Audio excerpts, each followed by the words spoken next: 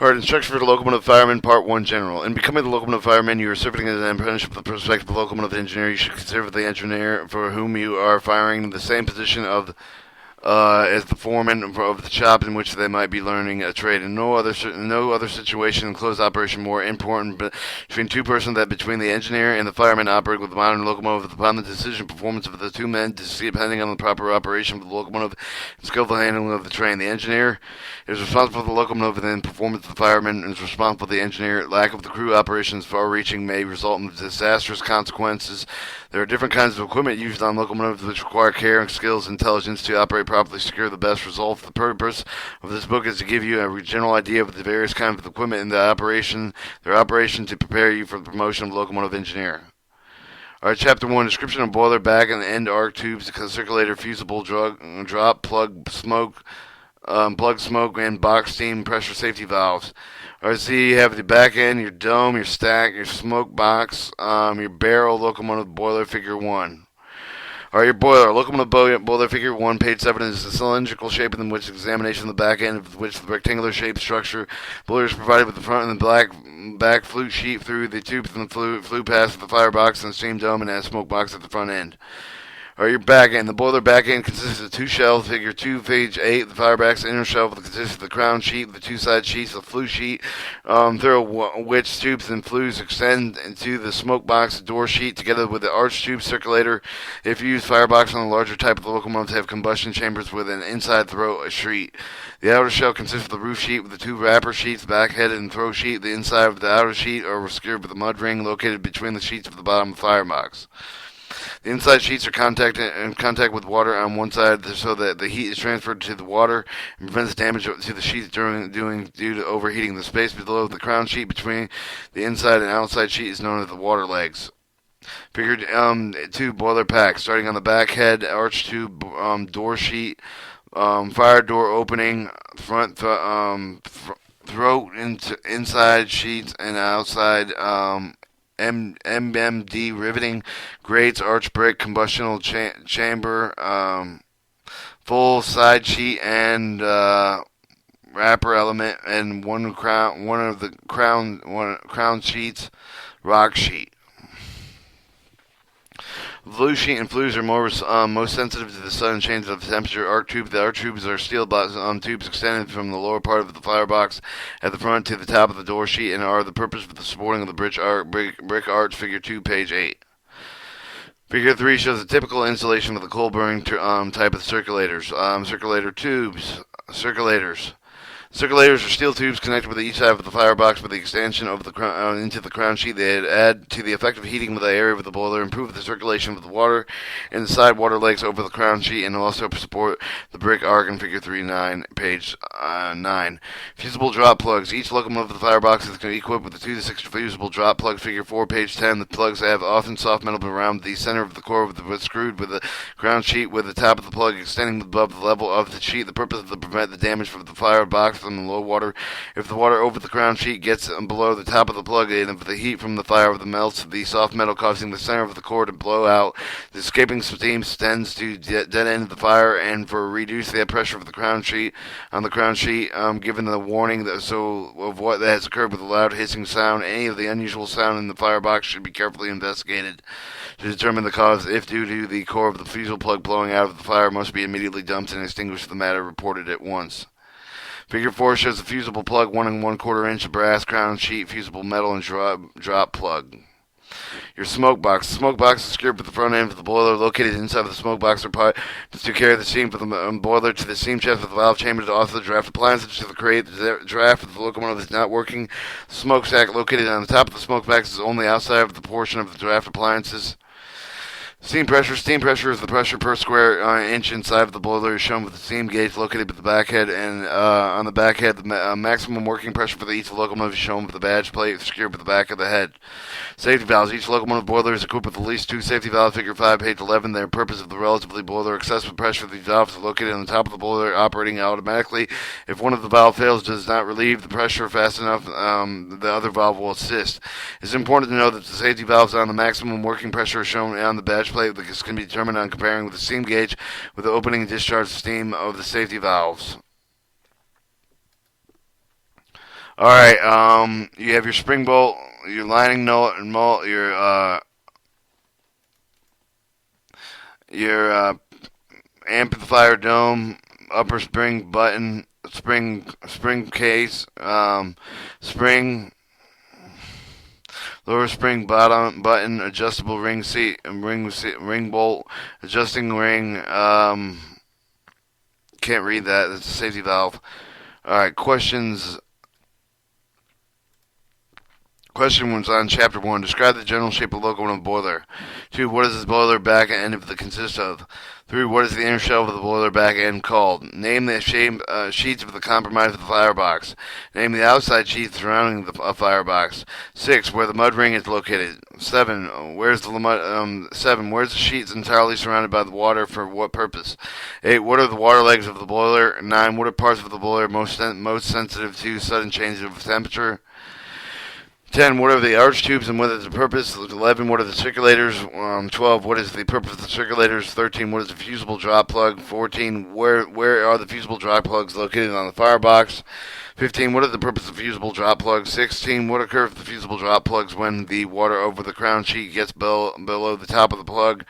17. What should be done if the core of the fusible drop plug is blown out? 18. What should be done if the unusual sound is heard in the firebox? 19. Where is the smoke box located? 20. What appliance located in the smoke box? 21. What is meant on the steam pressure and how can you tell what steam pressure you have on the boiler? 22. How do you tell the maximum working pressure on the locomotive boiler? What is the purpose of safety valves on the locomotive boiler? And 24. Why is there more than one safety valve necessary? 25. Why should safety valves open and how can they be determined? Chapter 2, description, operation gauge cocks, water glass, injector, feed water pumps.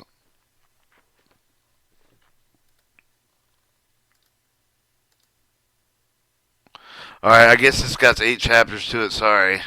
I thought it was in parts of it.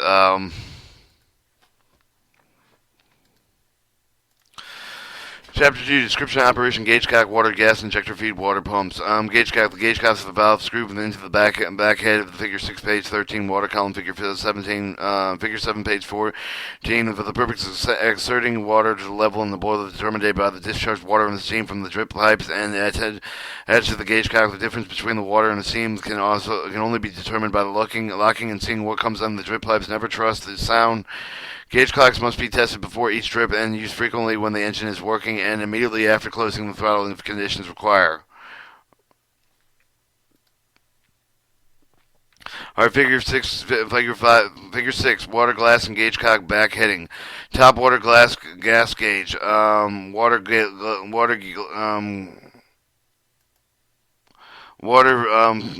Get glass, benchmark, bottom water glass valve, water glass drain valve, water glass drain pipe, back head gouge, gauges and gauge cock per drain pipe, the drain pan.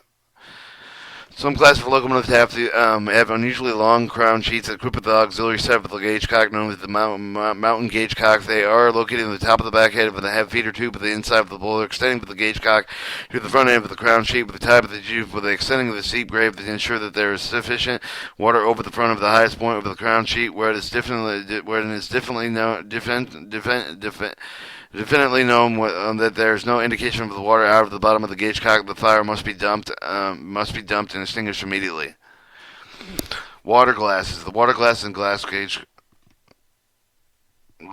connected at the bottom of the end of either the back head, figure 6, page 13, water column, figure 7, page 14. The bottom and lowest reading of the glass is on the same. Alright,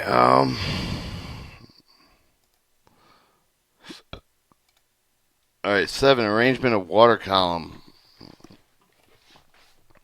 You have your steam pipe with the top water glass valve on the back head. The water column, the benchmark, your gauge cocks, water glass, your bottom water glass valve, water glass drain valve, connection in the boiler, water column drain valve. Level with the bottom of the gauge cock is auxiliary to the gauge cock for the purpose of association with the water level of the boiler, but it must be wholly dependent upon. The water glass water column must be blown out before each trip. The water glass tested in the following manner to ensure the water is circulating in the glass. The water glass valve operates properly. The water column, if used, must be blown out first to keep the sediment from entering the water glass. Opening the water glass drain valve to blow out the water glass for the close of the bottom water glass valve. Know that there is a good flow of the steam through the drain pipe. 3. The close at the top of the water glass valve. See if both cocks are tight, and there should be no discharge in the drain pipe. Open the water glass valve wide, and note that there is a good flow of the water from the drain pipe. Slowly open the top of the water glass valve wide. After the drain valve should be slowly closed. Note that the water glass indicates the same level with the gauge cocks. During the trip of the water with the column of the water glass, it must be blown over to ensure the proper water circulation. The least amount of the water carried into the boiler is dependent upon the position of the engine, but a sufficient amount must be carried at all times to ensure that the full protection of the crown sheet with the flues for the running on the level track against the greatest amount of the carriage should be 1/2 to 2/3 of the glass.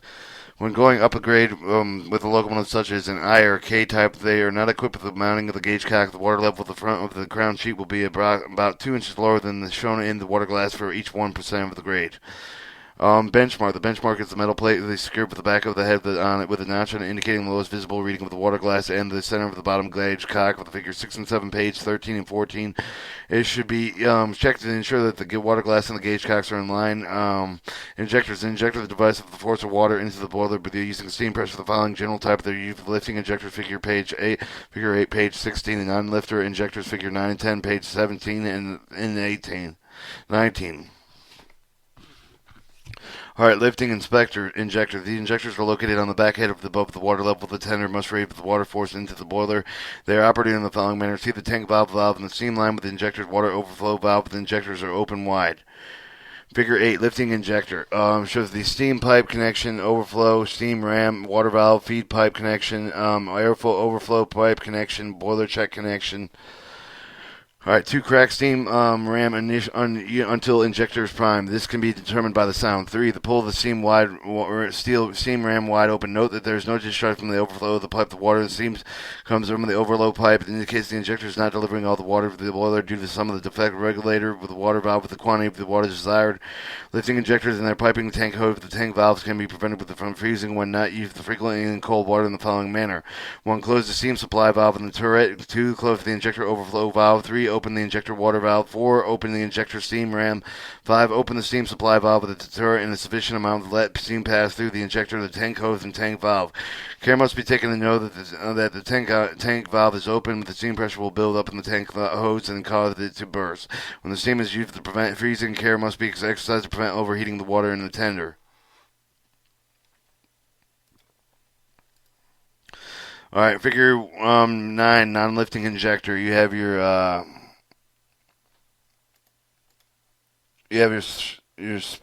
starting valve, steam pipe, leading into what is the water valve, the injector bracket, injector overflow valve with the delivery pipe, the overflow, and the feed pipe.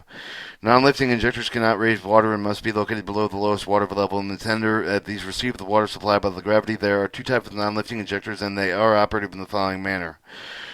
Alright. Non-lifting injector with the water overflow valve with extension through the cab floor and starting with the valve at the front of the cab, figure 9, page 17. Open the water overflow valves, prime injector by cracking the starting valve. 3, pull the start valve wide open. 4, note that there is no discharge from the overflow pipe. 5, regulate the valve with the quantity of the water desired. The injectors together with its piping and tank hose, the tank valves can be prevented from freezing when not used frequently in cold weather in the following manner. Close injector overflow valve. Open the injector water valve. 3, pull the starting valve, opening sufficient amount to let the steam pass through the injector tank hose and the tank valve. The extension rod used to operate with the starting of the valve can be secured with the desired position by means of the notches and slots with the rods. Care must be taken to know that the tank valve is open, but the steam pressure will build up in the tank hose, causing it to burst. And when the steam is used to prevent freezing of the car, must be exercised to prevent overheating with the water and tender. The Type SR non-lifting injector with a single lever to operate with the quadrant inner side of the cab, figure 10, page 19. On the type of the injector, the lever controls both water and steam. The first movement of the lever primes the injector, and the lever is pulled back into the upright position. Water and steam valves are both open wide, and the injectors operate at the full capacity, moving the lever headed with the wide open with the position, reducing the capacity of the desired amount of the water can be maintained in this position by latching the lever into the quadrant. The injector shut off the move by moving the lever all the way ahead. You have the front of the cab, the mud ring, the steam pipe, delivery pipe, your Type SR non-lifting injector bracket is a steam valve, water valve, heater pipe, feed pipe, and overflows. This type of injector, together with its piping the tank with the tank valves to prevent the freezing when not used, the frequently of the cold weather, the cracking the valve with the heater line with the injector in all cases where the steam is used to prevent freezing, and care must be taken to prevent overheating of the water in the tender cistern. Care must be taken to know that the tank valve is open when the steam pressure will build up in the tank hose and cause it to burst. Feed water pumps. A feed water pump is used for the supplying the boiler with water that has been heated before it enters the boiler. The use of the heated with water affects the fuel savings. The following type of the feed water with the pumps are in use for the locomotive at the present time. Worthington Type B, figure 11, page 20. Worthington Types Type S, SA, SAS, figure 12, 13, 14, page 21, and Hancock Turbo Feed Water Heater. Figure 11, Type B feed water pump. Steam cylinder, steam chest, piston rod, heater, cold water silica cylinder, hot water cylinder, cold water suction from the tender, your safety valve, your exhaust steam inlet, and from locomotive cylinder. Alright, the word Type B, S, SA, and SAS feed water pump. The Type B is combined with the vertical unit consisting of the steam cylinder, hot water cylinders, and heater. Type SA, SAS consists of three separate units located as follows. Cold water pump in figure 14, page 21 from the Type S is mounted under the right side of the cab, while the Type SA and SAS is mounted on the left side. B, the heater, the figure 12 and page 21, which are set into the top of the smoke box. C, the hot water pump in figure 13, page 21, mounted on the side of the boiler.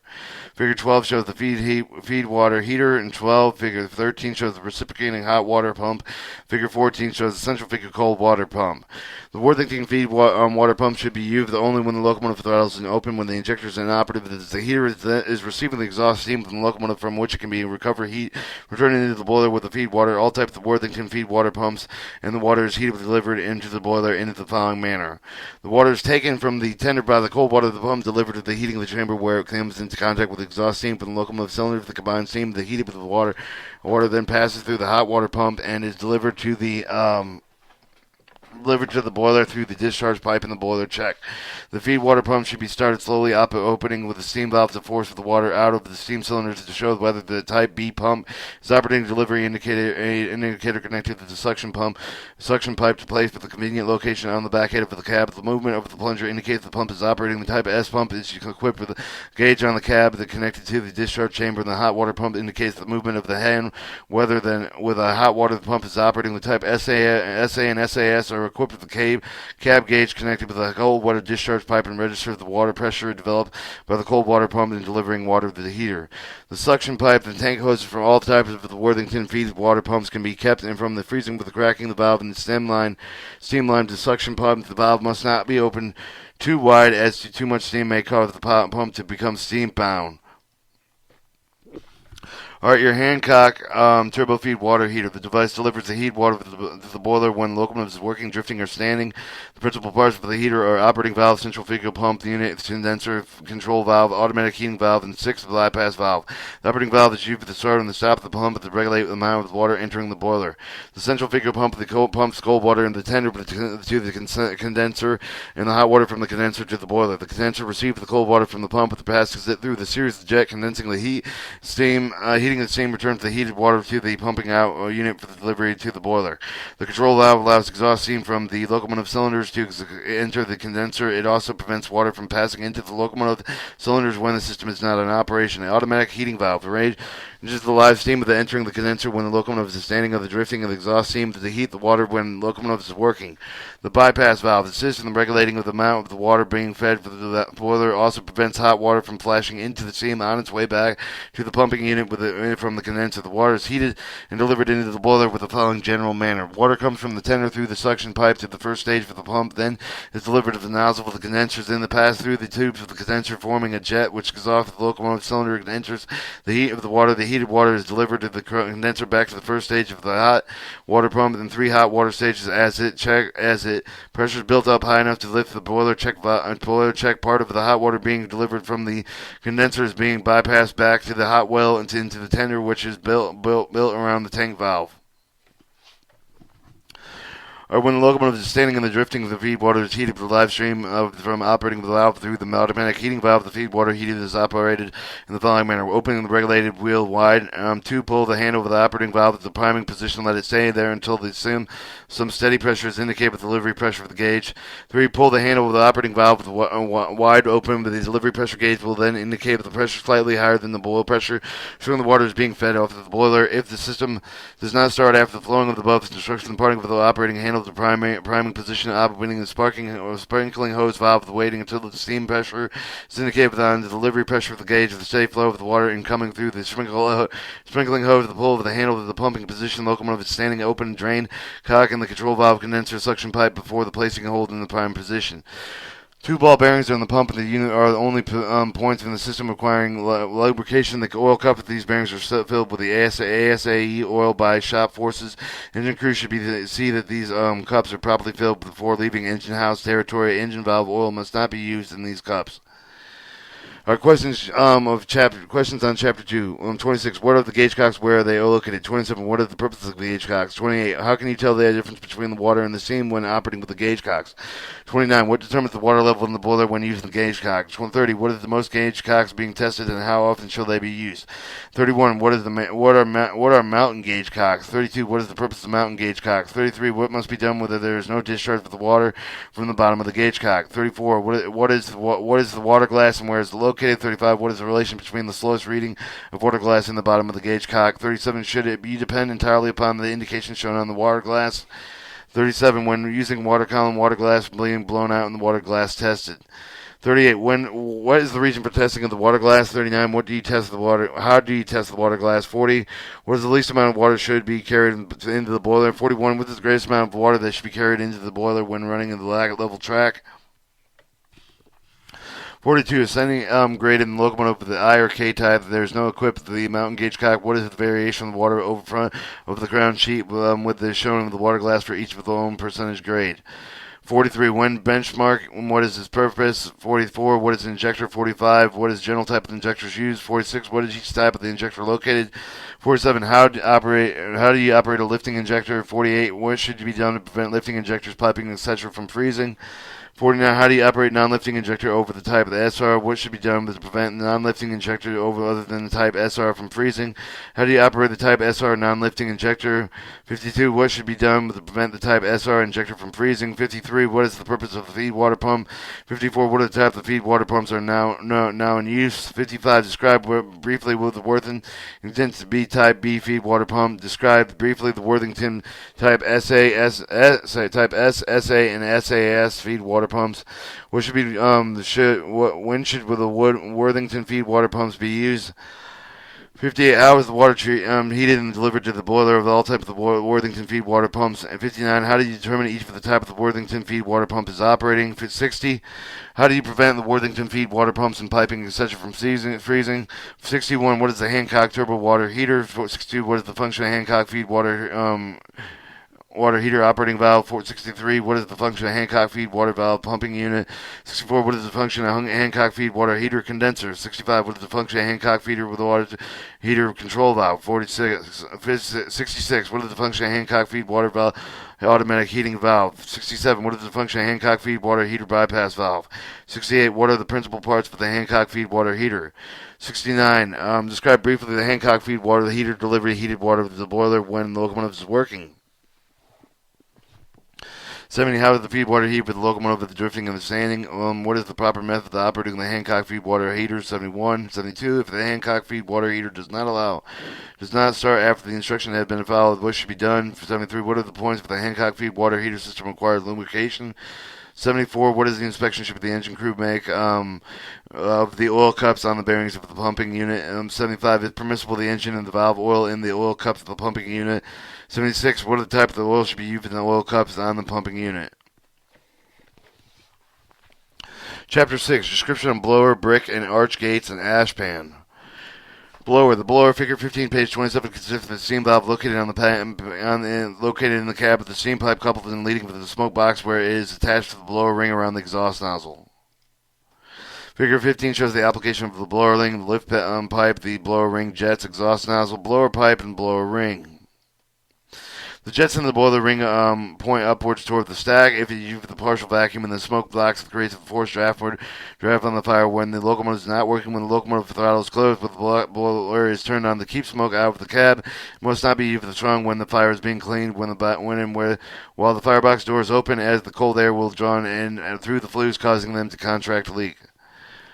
Alright, your brick arch. The brick arch is supported by the arch tube, the figure 2, page 8, with the circular tubes, figure 3, page 9, indicates better combustion, increasing the length of the flamway with the fuel bladed bed to the fuse and the baffling mixing with the combustible gas and fine particles with the goal holding them in suspension until they are burned before entering the flues, where all combustion ceases that prevents to some extent black smoke, giving them fire time to consume the gases to protect the flues, keeping the firebox at a uniform temperature to preventing the cold blast of the air entering through the firebox door or through holes in the fuel bed with the striking the flues, causing them a certain amount of contraction, tending to make them leak.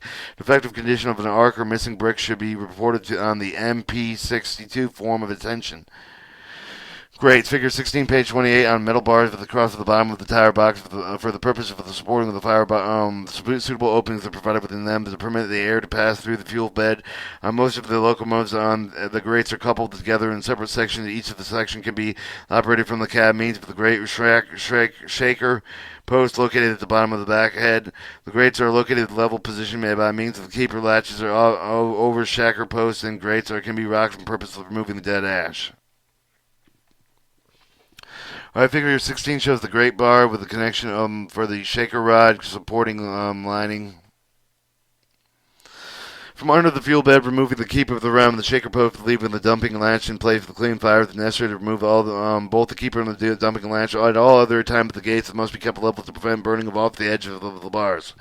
Emergency repairs to broken, burned grates can be made with placing piece of iron or other available material over the opening. If the piece of the iron are not available, pull down the sufficient fire break from the arc from the fire rake to cover the opening. Ash pan. The ash pan is the metal box with a hopper located below the grates with the support through the mud ring for the purpose of collecting ash in the hot coals from the firebox. Ash pan doors must be kept closed at all times while the locomotive is running to prevent the hot coals from falling out or setting fires along the right-of-way. Care must be taken that the ash pan does not become too full with the ashes, as grates that are likely to be burned, and also air supply restricted. Any defects in the ash pan's doors or operating rigging must be reported on the MP62 report of intent for intention. Questions on Chapter 3. Describe a blower. 77. 78. What is the use of the blower? 79. How can you use the blower be abused? 80. What are the advantages of the brick arch in the firebox? 81. What are grates and what are their purpose? 82. Into how many sections of the grates are divided and how are they operated? 83. How can grates be rocked to remove dead ashes from the under the fuel bed? 84. What position must grates be kept in to prevent burning off of the edges? 85. When the emergency repairs can be made to the broken and burned grates? What is an ash pan and where is it located? 86. What is important for the ash pan doors to be kept closed? 88. What may result from the ash pan becoming too full of ashes? Alright, Chapter 4, Description of Using Firing Stoker Tools General. Extreme care must be exercised in handling and using fire stoker tools to prevent injury or accidents. When handling these tools, they must be not extended beyond the line of the engine, except where the length of the tools make it necessary, in which case it must be known that the tool will not come in contact with other engine obstruction overhead wire.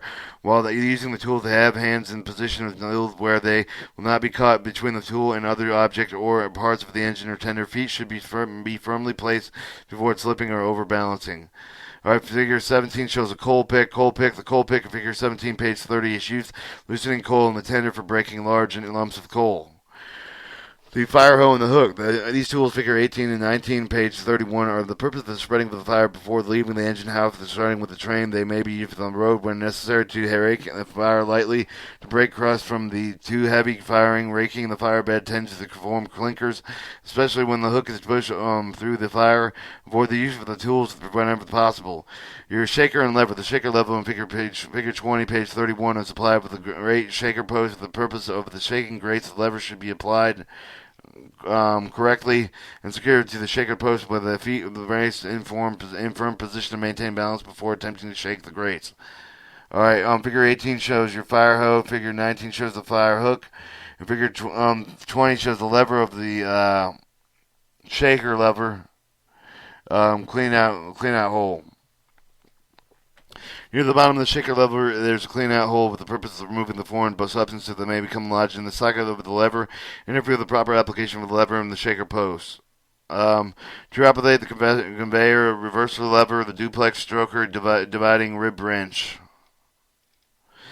Your duplex stroker dividing rib wrench. The wrench in figure 21, page 31, is used for the locomotives equipped with the duplex stroker with the socket end, with the wrench is adjusted with the dividing of the rib in the stroker hopper to the desired position. The other end of the wrench is made to fit in the socket of the conveyor reverse lever for use of the necessary change in this position. Your groove cleaner slide plate hook for the 22 stroker slide plate hook and groove cleaner. Your stroker sliding plate hook and groove cleaner. This tool, figure 22, page 32, is necessary on all stroker equipped with the locomotive. The ball part of the tool is inserted in the slot in the stroker slide plates for the purpose of moving them into the desired location. The opposite of the pointed end of the tool is used for the cleaning of the outside of the stroker slide plate groove. Questions of Chapter 4. 89. What are the precautions must be observed in the handling and the use of the firing stroker tools? 90. What is the purpose of the coal pick used? 91. For what purpose is the fire hoe and the hook used? 92. Describe the proper method of applying the shaker level to the post. 93. For what purpose is the stroker divided and rib wrench used? 94. For what purpose is the stroker slide plate hook and the groove cleaner used? Chapter 5.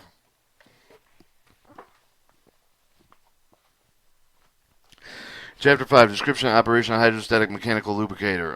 Figure 23 shows a hydrostatic lubricator. Starting with the sight, you see your right feed glasses, your drain clock, oil feed valves, your control valve, condensing valve, oil chamber, condensing chamber, steam valve, and filling plugs. Hydrostatic lubricator. The hydrostatic lubricator in figure 23 on page 33 is located on the back head of the boiler. It's used entirely over the lubricating interior with the cylinder valve, with the locomotive, the air pump, the feed water pumps, the stroker. Nothing but the valve oil must be used for the hydrostatic lubricator. The lubricator is started operating in the following manner. Be sure the steam valve is open, boiler wide open. 2. Open the wire of the steam valve at the top of the lubricator, allowing sufficient time at the site of the feed glasses to fill with water. Open the condensing valve. Open the control valve. It is so equipped. Adjust the oil feeds as directed by the engineer. Check an interval of the control valve. It is for the purpose of starting or shutting off the feeds for the lubricating with the disturbing adjustment of the oil feed valve. This is obtained with the moving of the handle into the closed all open pump position on the dial. When the lever handling of the pump position only feeds to the air of the pump is left open. To shut down the lubricator, close the oil control valve first. Then the condensing valve, and last the steam valve. The hydrostatic lubricator should be started and adjusted before leaving the storage track of the engine house to see that all the feeds are working properly, and should be feed uniformly in proper amount of 15 minutes before departing the train to ensure the valves and cylinders being lubricated when starting. Lubricators under boiler pressure when operating with no attempt must be made to move any of the moving parts made any repairs when the seam has been shut off with any pressure removed from the drain of the cock. To fill a hydrostatic lubricator with oil, the following procedure should be followed. Close all the oil feeds and place the control valve on the closed position. Close the condensing valve and the steam valve. 2. Open the drain cock to allow the pressure to escape. 3.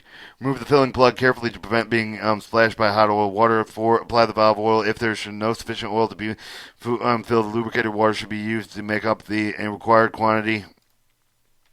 This will expel the air and enable the lubricant to start feeding quicker. Alright, figure 24 shows your mechanical lubricator.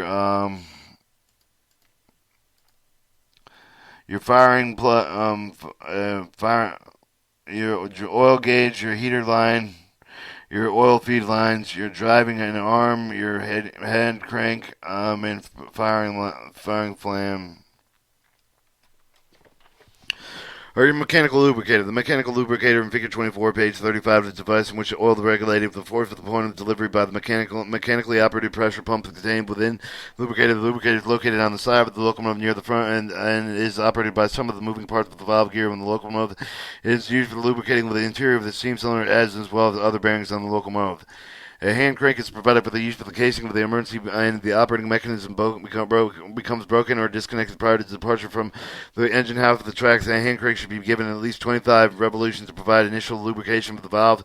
The engine crew must know that the lubricator is properly secured into the bracket. The operating mechanism is in good condition for the heaters operating by placing a hand on the end of the lubricator at the bottom, and that the hand crank is in place and provided.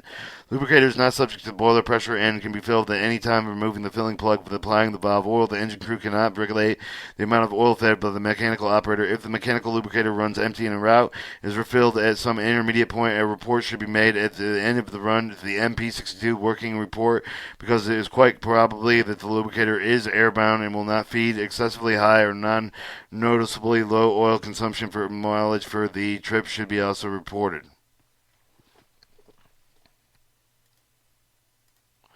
Questions on Chapter 5. What is the hydrostatic lubricator located and what is its purpose? 96. What kind of oil must be used for the hydrostatic lubricator? 97. What is the hydrostatic lubricator started and operated? 98. What is the purpose of the oil control valve? 99. How do you shut down the hydrostatic lubricator? 100. When should the hydrostatic lubricator be started in the feed adjusters? Adjusted 101. When the hydrostatic lubricator is operating, should any of the repair parts be removed? Why? 102. Give the procedure of filling the hydrostatic lubricator. 103. What attention should be given to the mechanically lubricate before leaving the terminal? 104. Why is the hand crank provided for the mechanical lubricator? 105. What should be done if the mechanical lubricator runs empty route and is filled with some intermediate point if the oil's consumption for the mileage of the trip is excessively high or noticeably low? Alright, Chapter 6, Description of Operation Stroke. The stroke of the mechanical device for the conveying of the coal from the intended for the firebox. The following type of strokes are used on their own locomotives. Duplex figure 25, 28, and page 37 and 39. Standard figures 26, 29, and 30, pages 38, 42, and 43. HANA, figure 31, page 45, and Berkeley, page 32, 47. On all these types of the stroker for the coal is delivered to the firebox in the following general manual. Coal from the tender dropped by gravity into the trough of the conveyor, or moved within by the conveyor, screwed through in a crusher zone at the end of the front end of the conveyor whenever the oversized lumps of the coals are broken. Down to size suitable for the firing, the coal is then moved to the firebox when it is distributed over the fire space means of steam jets. Figure 25 shows a sectional view of showing the duplex stroker is applied to the locomotive and tender. The amount of coal delivered to the firebox will be governed by the speed of the stroker engine, which is under the direct supervision of the fireman. The supply of the coal of the tender to conveyor is regulated by the slides, and the usual practice for the open the front of the slides when the engine is cold. All strokers are equipped with a large and booster valve with a streamline with the stroker engine. The booster valve is in addition with the regulator small valve and is for the purpose of crushing hard lumps of the coal by rapidly increasing the steam pressure in the stroke of the cylinder. They assume that the heavy duty is performed. The booster valve should be then closed and the stroker operated with a small steam throttle valve. The trouble is occasionally experienced due to the stroker stopping suddenly after it has been working properly for some time. The trouble is usually due to a piece of iron, wood, or similar foreign substance being caught into the stroke. The majority of the clogs occur at the crusher zone, figure 27, page 27, figure page 38 with the conveyor. If they occur for the opening of the booster throttle, if this has no effective reverse structure engine, a few times to continue alternately operate the stroker forward and in reverse to try to work the obstruction through. If and after repeated efforts the stroker will not work, close the stroker thruster valves and place the operating lever in neutral position. Then look for the obstruction and remove it. Conveyor screw should not be run into reverse more than 3 full turns to prevent damage to the rear of the trough. If the destruction of the clog is located, with the great care must be taken to know that the stroker throttle valves are shut off with the operating lever's neutral position to prevent the underside action of the stroker while the removing of the clog. Serious injury may result if the precaution is not taken. Figure 26 shows the standard type B stroker applied to the locomotive. Figure 27 shows the typical arrangement of a crusher zone. Do not allow rock, iron, wood waste, or other foreign material to be fed into the stroker if it can be defective into the coal removed before it enters the conveyor through. Do not use the hook the fire toolings in such a way that to ask the risking of getting them caught into the conveyor system. Screw. Before any stroker is started, the inspection of the visible parts should be made to see that it is in good condition working order. The steam cylinders of all the stroker engines receive the lubricating from the lubricator on all locomotives. Oil should be fed at the rate of with about 3 drops per minute when the hydrostatic lubricator is used. Mechanical lubricators adjustment are made by the engine house forces. The only rule for the stroker steam jet adjustment is carefully watching for the fire. Very conditions may call for changing in the firing by the nature of the change of the cannot be predicted by the rule. Maximum boiler pressure is shown on the gauge. The minimum of the smoke of the stack indicates the condition of the right in the firebox. Alright, figure 28 shows the duplex stroker. Shows the elevators, the distribution tube, the transfer hopper, the driving engine, and the conveyor.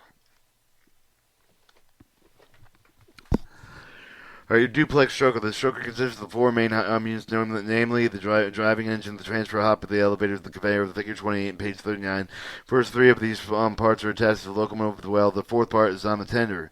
The coal, after the passing through the crusher zone, is delivered to the transfer hopper beneath the cab deck with the figure 25 and 28, page 37 and 39, where it is divided with the equally unequally according to the position of the dividing ribbon between the right and left elevators. It is raised the means with the screw of the elevator, and the elevator's distribution tube will extend through the opening of the back head of on each side of the fire door. This distribution portion on each of the tube is located inside of the fire box above the gates.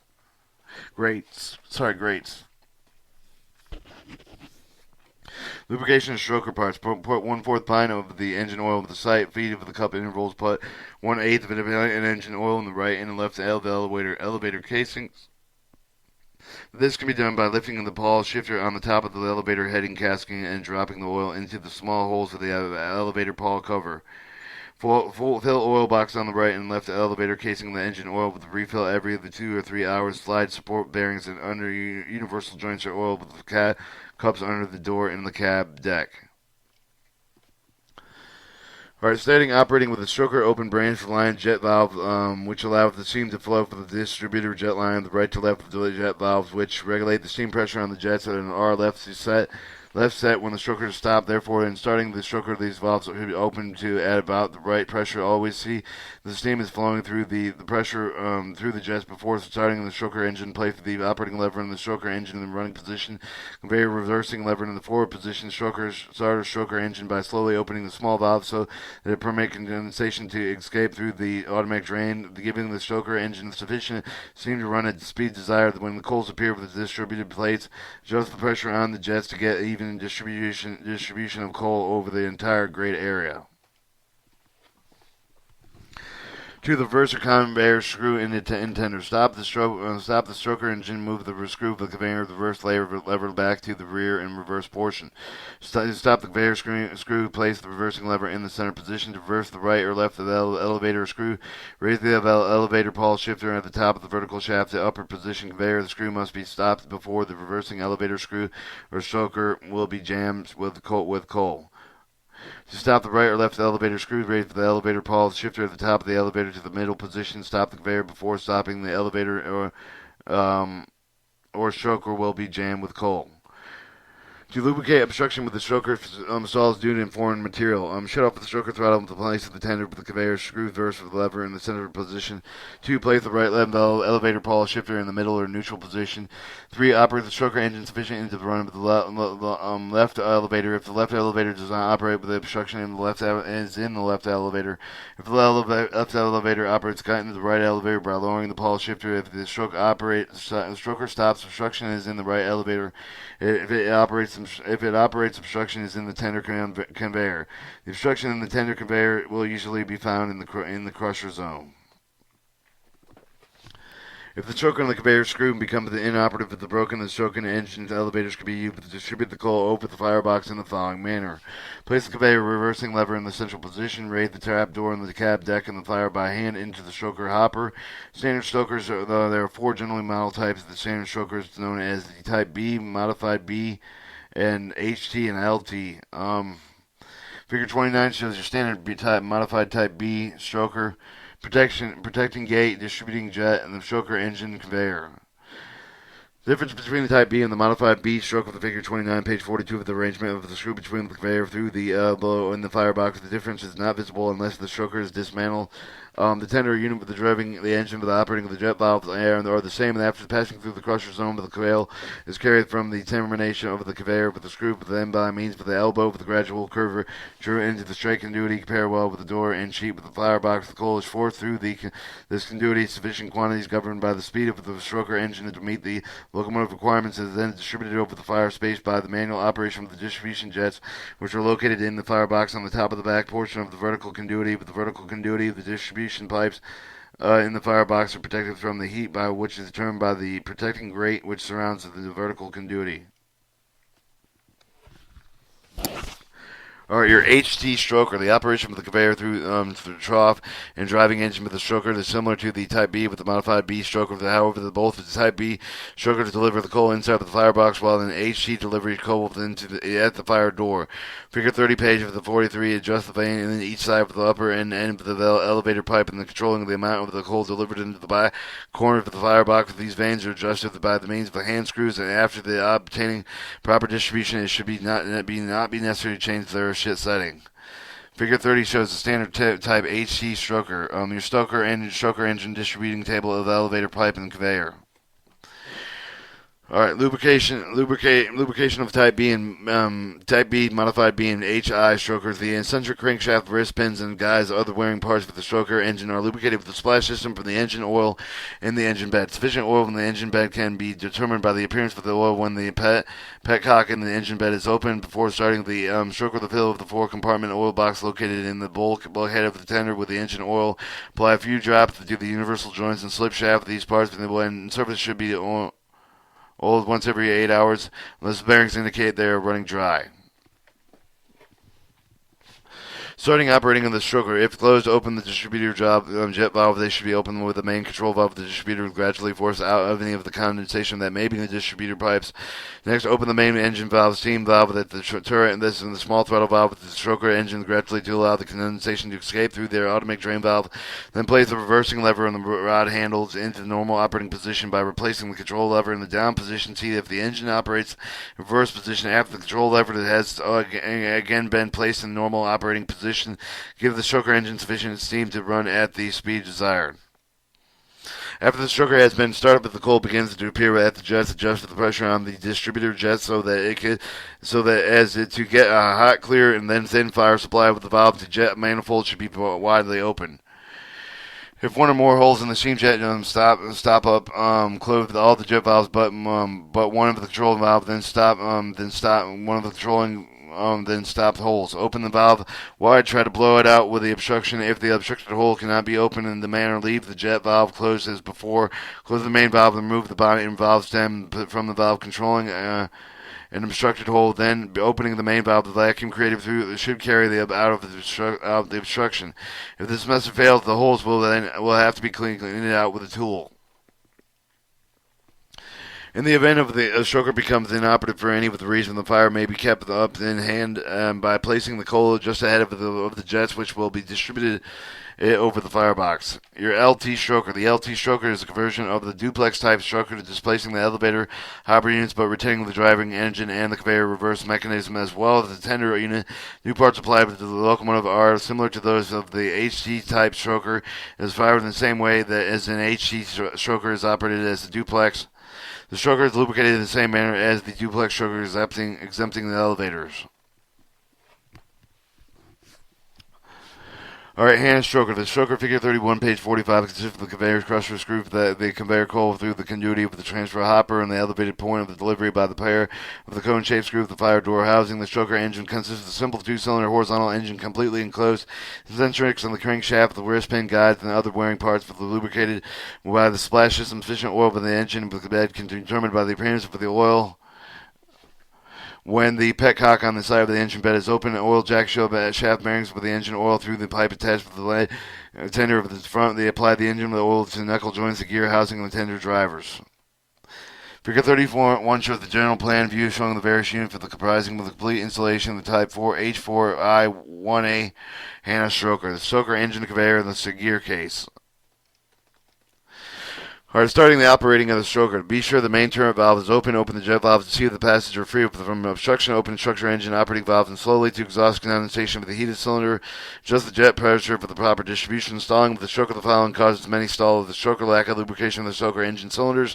2. Foreign material in the coal. Determine the cause of the stalling of the slow reversing of the stroker engine, which is accomplished by holding the reversing handle in the upward position. If the engine will not reverse, stalling and then probably caused by the foreign material becoming lodged in the crushing zone on the tender. There is a possibility many will be lodged into the conical screws. Slowly reverse the engine several times to dislodge the foreign matter because it to be passed through without further interference. If this does not dislodge it, if the location should be determined, the removal effected by hand. If not found at a conical screw, investigate at the crushing zone in the conveyor. But if the point is not accessible, further efforts to dislodge and reversing the engine are not effective. Resort to the following. Place the fuel into the door housing of the stroker plate, allowing it to fall into the distribution plate with the increase the jet pressure of the judgment dictates. Berkeley stroker. The stroker of the figure 32, page 47, consists of 3 main units, namely with the driven engine, riser conduit, and the conveyor. The first 2 of these units are attached to the locomotive, while the third unit is on the tender. The coal is conveyed with the tender distributed with the jet apron by the screws. When the distribution is accomplished by the means of the jet blast, the top deflector of the stroker does not take up any of the gray area. Starting and operating of the stroker. Be sure the main turret valve is open. If the closed, open the distribution jet valve, then slowly open the main control valve with the distributor to gradually force out any condensation of that may be in the distributor pipes. 2, 3. Open the small throttle valve into the stroker engine and gradually to allow the condensation to escape. The stroker engine is always in the forward position to reverse lever in the field and held down with the spring tension required reversing only when the engine foreign substance should be followed with the conveying system. 4. After the stroker has been started with the coal boiling to appear with the jets, adjust with the pressure on the distribution jet so that it gets to a hot, clear, thin fire. Alright, figure 32 shows the illustration of a Berkeley stroker, the top cleaning out door, the riser, and continuity lower cleaning out plate, stroker engine conveyor. It is very important that the stroker engine and crankcase might be filled with oil before leaving the terminal. Removing the obstruction. If the stroker stalled, if the obstruction is not at the crushing zone in the conveyor, investigate the riser continuity by the opening the top of the cleaning out door. Remove the lower clean out plate. Question 6, Chapter 6. What is a stroker? 110, 111. What types of strokers are known in use? 112. Describe the general manner in which the coal is delivered to the firebox from the tender. 113. The coal is distributed over the firebox area. 114. What regulates the supply of the coal over the conveyor? 115. What is the stroker, the booster valve, and when it should be used? 116. What is the coal crusher located? 117. When usually the cause when the stroker stops suddenly after it has been working properly. 118. What do obstruction of the clogs usually occur? 119. Give the procedure for removing the clogs in the conveyor. 120. To what extent should the conveyor screw be run in reverse? 121. What precautions should be taken before the attempting to remove the clogs by hand? And 122. What the precaution necessary? 123. What care should be exercised in observing the stroker at work? 124. What may result from the careless use of the firing tools? 125. What should be done before any of the stroker is started? 127. How are the steam cylinders of the stroker engine lubricated? 127. To determine the proper adjustment of the steam jets. 128. What are the main units of the duplex storage stroker? 129. What are the purpose of the elevator for the duplex stroker? 130. Should the duplex stroker parts be lubricated?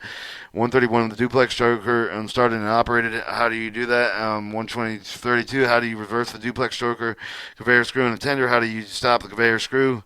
134. 133. How did the reverse of the right and the left the duplex stroker elevator screws? How do you stop them? 134. How do you lubricate obstruction of the duplex stroker themselves due to the foreign material matter? 135. How can the locomotive be fired if the duplex stroker conveyor screws becomes inoperative or broken?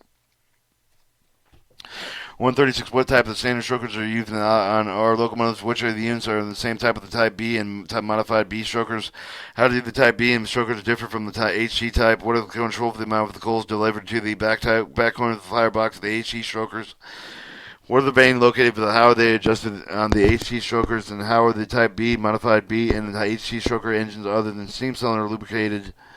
142. How can sufficient oil be in the engine bandwidth to determine on the type of the B, modified B, and the HT strokers? 143. How should the moving parts other than the stroker engine of the Type B, the modified B, and the HT strokers be lubricated?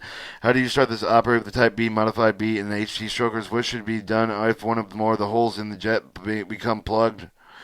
What is an LT stroker? How does the LT stroker fired operative describe the hand stroker? How is the hand stroker lubricated? How is the hand stroker started and operated? What is the main cause of the hand stroker to stall? How can the cause of the hand stroker stalling be determined? What can be done if the standard hand stroker to become an operative? Describe the Berkeley stroker. How is the Berkeley stroker engine other than the cylinder lubricated? And 156. How is the Berkeley stroker started and operated? 157. Give the procedure for removing the obstruction of the Berkeley stroker.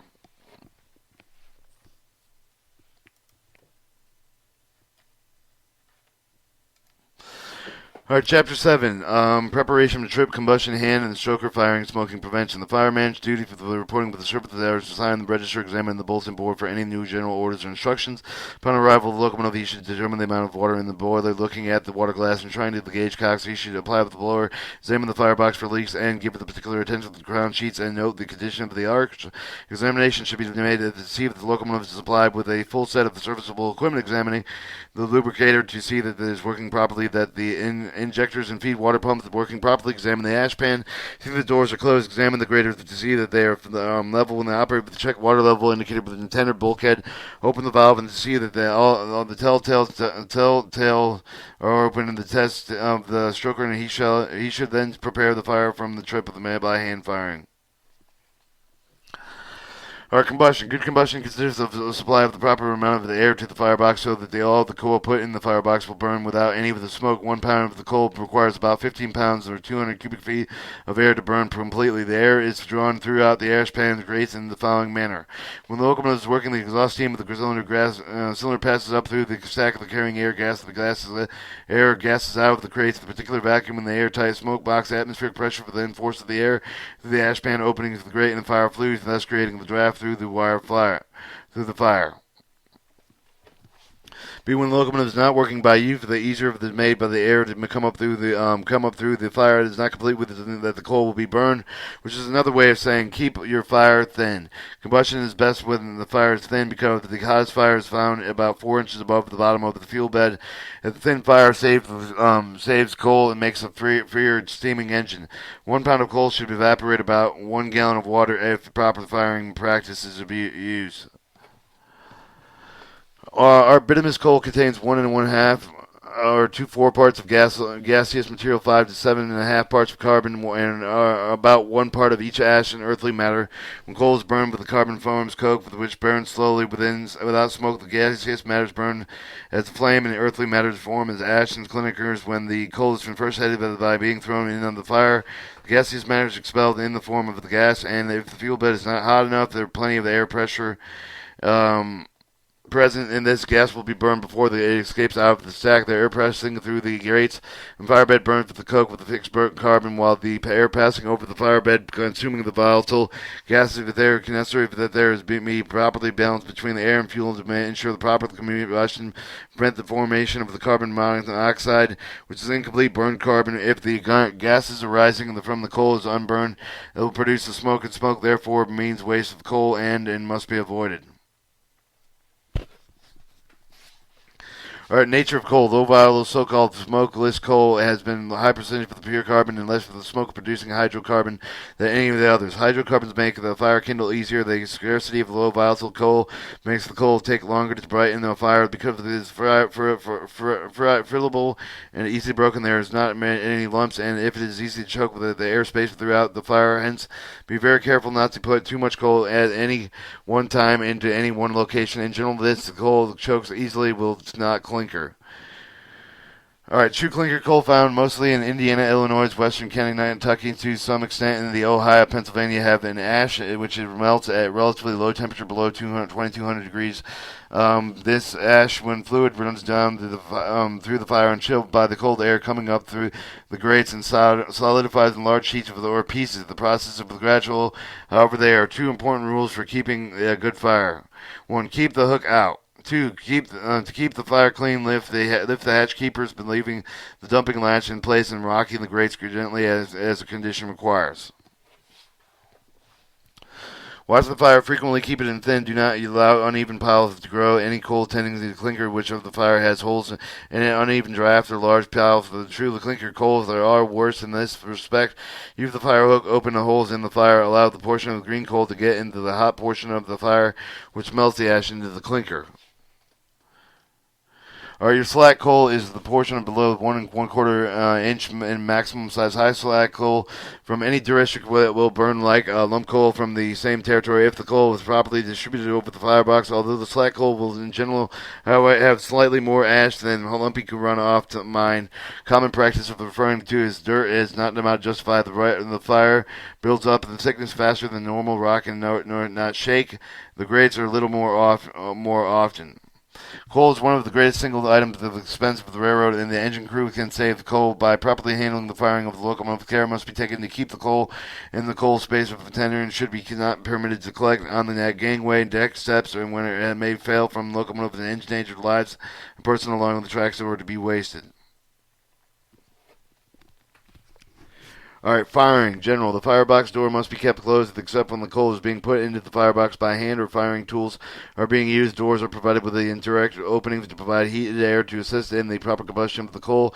At no time must a hook or other implement be used to hold the mechanically operated fire doors partially or fully open. Either when the firing or standing when closed, these doors are locked, shut by air pressure and a safety precaution for the engine crew in the event of the failure of some part of the inside of the firebox. Excessive opening of the fire door permits cold air to enter the firebox and be drawn through the flues.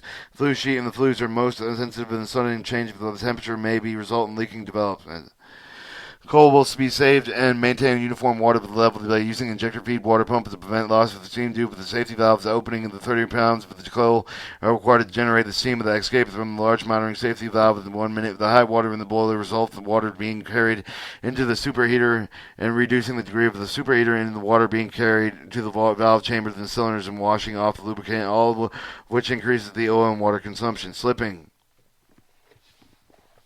Slipping of the drivers must be avoided as if it tears and upsets of the fire and causes the waste of the rebuilding. The grate bars must be kept at level so that to prevent the burning off of the fingers of the edge of the bar. They should be shaken off enough to keep the dead ashes off the grates to show the proper amount of the air passing through the fire. And if possible, when not using steam, they must not be shaken while the locomotive is working in or around the station. In industrial plants, not more while over bridges, trestles, tracks, through thoroughs. The fireman should be familiar with the grades and the location stations should be anticipated the need for the more than less steam in order to have his fire properly conditioned to meet the work as it developed. The following are some of the causes to prevent the locomotive from starting freely. Smoke boxes are not airtight. The amount of the air that enters the smoke box opens the leak that would correspondingly reduce the amount of the air that would pass through the grates, and this results in reduced draft through the fire. Grates becoming clogged with ashes, their clinkers, and too heavy fire retards the flowing air through the grates, and this produces a red fire. Restricted ashpan openings, heavy and dirty fire flues and front end melts netting stopped up. Flues stopped up. This will not permit the fire to burn bright and or uniformly over the grates. Alright, hand firing. Small quantities of the coal placed in the firebox at regular intervals, keeping the fire bright, would reduce the smoke to maintain maximum steam pressure. This is good practice to maintain slightly heavier fire with the inside in the center of the firebox, as to prevent the tendency for excess of the air to pass to the side sheets, which would cause thin spots to form, allowing the cold air to pass into the firebox. Figure 33, page 54. Thin spots on the holes in the fire caused by the improper firing also permits cold air into the interior firebox. Figure 34, page 54. Alright, figure 33 shows the thinning action of the drafts along the side. Figure 34 shows the effect of thin shape, spin, spots, and holes in the fire. Figure 34.5 shows temporary reduction firebox temperature due to introduction of shovel over the shovel full of coal. Each shovelful of coal placed in the firebox covers the temporary reduction of the firebox temperature figure for 35, page 54. In order to maintain a light and level fire, there should be the restoration temperature before the succeeding shovel of the coal is placed in another part of the firebox, figure 36, page 55. Adding too much coal to the fire one time and reduce the temperature in the firebox below the ignition point with the result of the combustion is stopped. Then until the fresh coal is heated with the burning point during the end time, there has been a heating enough for the firebox to drive off the gas. If the draft has forced these gases out through the stack and consumed, this results in the waste of fuel, unnecessary black smoke. Figure 36 shows the restoration of the temperature before a succeeding shovelful of coal is placed in another part of the firebox. Alright, heavy firing at the firing door, figure 37, page 56, lowers the temperature at all the back end of the fire of the box. If the sufficient supply of the air cannot pass through the support, proper combustion practically eliminates this portion of the firebox for steam generation purposes. Whenever the coal pile is up in the firebox, a clinker may form. With the practical clinker should be knocked through the grates to be taken out of the firebox through the fire door hole. If it cannot be done, the fire rake should be used to pull the clinker to the back. Figure 37 shows the effect of the heavy firing at the fire door, such as the firing lowers the temperature at the back end of the firebox. Figure 38 shows a side view of the firebox showing distribution with a standard stroker. Corners. In opening the grates of the breakup with the removal of the clinkers, only one section should be opened at a time. The clinkers removed, saving as much fire as possible. Large clumps of coal do not make up the satisfactory fire. They should be broken into pieces approximately 4 inches in size. Stroker and firing, figure 38, page 56. In stroker firing, the stroker should be carried much lighter than when the hand of the firing, starting with a clear, bright coke.